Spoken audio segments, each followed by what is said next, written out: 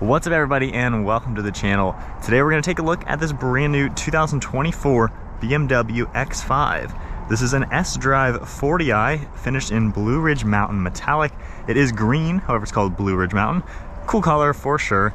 And this one's MSRP is about $73,500. So let's go ahead and pop the hood, see what is powering this nice new X5. So underneath the hood, you can just pull that up. This has the 3-liter inline 6-cylinder turbo motor with a mild hybrid system. Has about 375 horsepower and net torque is about 398. Curb weight's around 5,000 pounds. We got the 8-speed automatic transmission, can tow over 6,000 pounds, and get 23 miles per gallon in the city and 27 out on the highway. Moving on to the styling, this color's really unique in the sunlight. It's got a greenish tint to it. Very, very nice color, especially with all the silver. I really like the headlight design. If I go ahead and hit the lock and unlock button, you can see the nice colors and everything for those daytime running lights. So really cool shape to them. Got some sharp lines on the far side. A nice vent right here where air can pass through around the front tires. And then a really sharp line cutting towards the center with more silver trim. We have active shutters, safety sensor, aluminum trim for the grille, and active grille shutters on them with a forward-facing camera. I think the X5 is a really good looking SUV. I like 2024's update with these slimmer headlights. It's really nice and modern. At the side, we have some black trim surrounding the wheel arch, a set of 21-inch wheels with a split 5-spoke, two-tone color design, really filling out these fender arches well. You have more of this silver trim on the back, nice design for the side skirt, and then sharp lines throughout the lower portion of these doors. Prominent body line throughout the side, body color door handles and mirrors. You have an integrated turn signal as well as a side view camera, and then more of that silver trim for all the windows. We do have a panoramic roof up top with silver trim for those roof rails, and then the side profile is really proportional. This is one of the best looking SUVs I think on the market. Really good proportions all around. It's muscular, yet it's very elegant and classy. You can see those sharp lines giving it a wider appearance in back. Three-dimensional shape for these new taillights. A little bit of black on the housing, spoiler up top with your third brake light, and then all of your badging throughout the back. You have some nice body lines throughout the lower section, silver trim in the lower portion of the bumper with your dual exhaust, parking sensors, and then I really like a little bit of black hint to it. From here, if we just grab the button underneath the BMW badge, you're gonna pop that open with an electronic actuator, and then we have this button as well to lower the split design. So really cool integration to have the two different pieces. Nice and squared off in here, a ton of space with the seats folded down and everything. I really like all the space you're gonna get. This opens up too. You could fit a spare tire and extra storage in there. And then one thing I really like, when you just press the upper button, it's actually gonna automatically close both of them. So it really makes it just that much easier.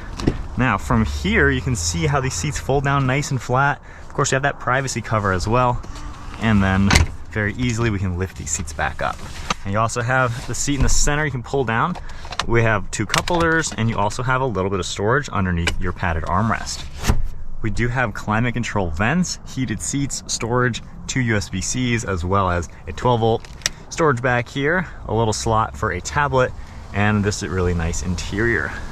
Manual sunshades back here, ambient lighting, nice grab handle. And then if I go ahead and hop inside at 5'11", I have the seat at my height, 5'11", and as you can tell, honestly, really roomy. I have so much headroom, a lot of good glass all around it, and it's a comfortable place. Now you cannot recline the seats, however, they are in a pretty good angle to where you can just fit here nice and comfortably for a family road trip. So no complaints back here at all. It's a really good sized car. Now moving to the front seats, this car's interior is called Silverstone Sensafin. So it is a synthetic leather material, however, it feels really nice. Looks good all around. You can see all the colors and materials throughout the door panel. You got the same padding and this cool dark wood trim you'll see throughout the interior. You have some controls on the side of the seat. You even have the leg rest that'll extend outwards, more controls like that. And I love the perforations with the quilted diamond pattern. Really cool looking. 3-spoke steering wheel, all covered in black leather. You even have a little bit of silver trim. And then over here, there's extra storage. Now if we go ahead and hop inside, keep my foot on the brake, let's fire it up.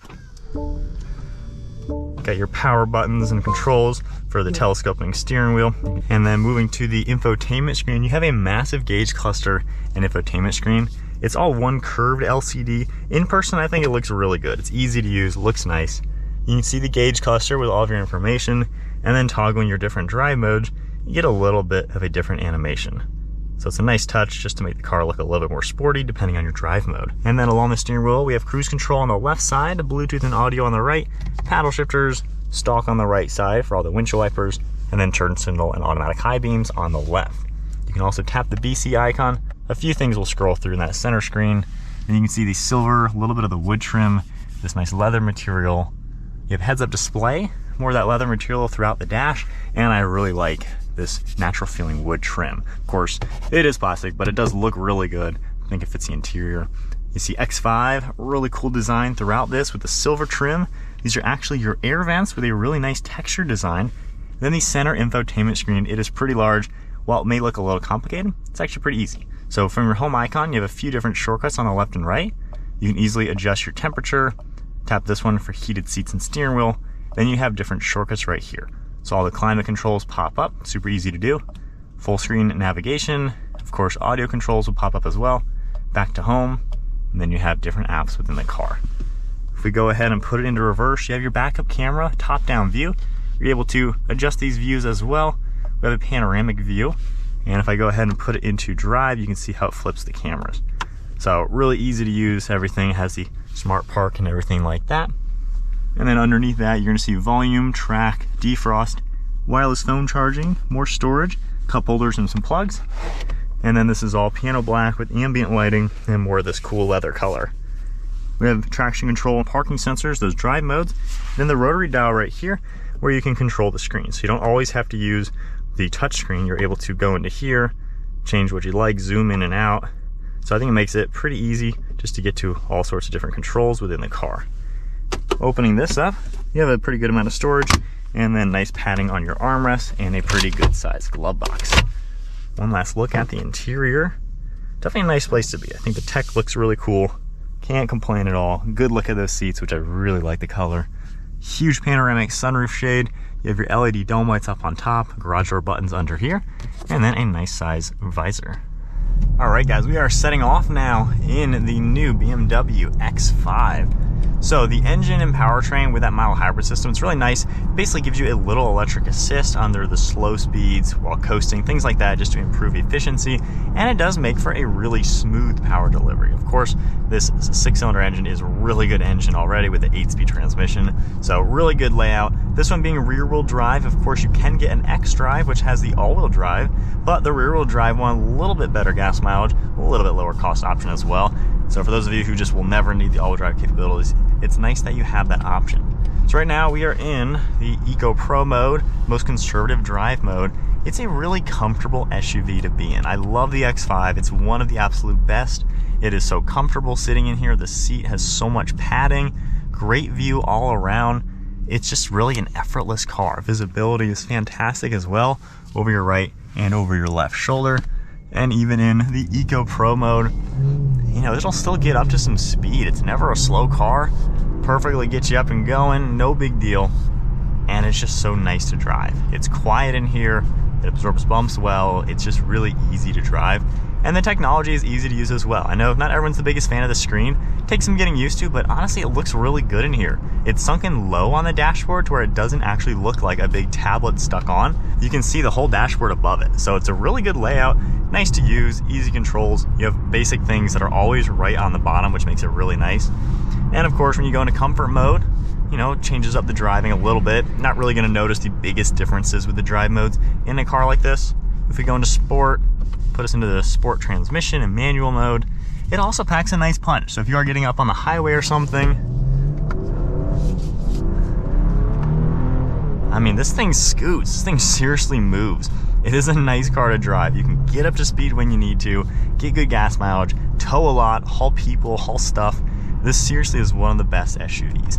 I really don't think there's anything to hate about it. I think it just has a lot of good technology, good luxuries, good fit and finish as well. Like I said, the seats are comfortable and padded. The armrests fit really nicely. And there's so many different configurations where I think people of all sorts of different shapes and sizes are gonna fit in here perfectly fine. I also like you can see what you do when you press the buttons on the side of the seat right up on the screen. So it works really well, no complaints. Like I said, visibility's good. You just feel nice and high up. So it's a big SUV, however, it doesn't feel like it's bulky. You can place the car, you can see all the corners of it. So it's just an easy to use, easy to drive luxury SUV. And I think at the price point for 74 grand, I think you can't beat this. This has a lot to offer, especially for the price point.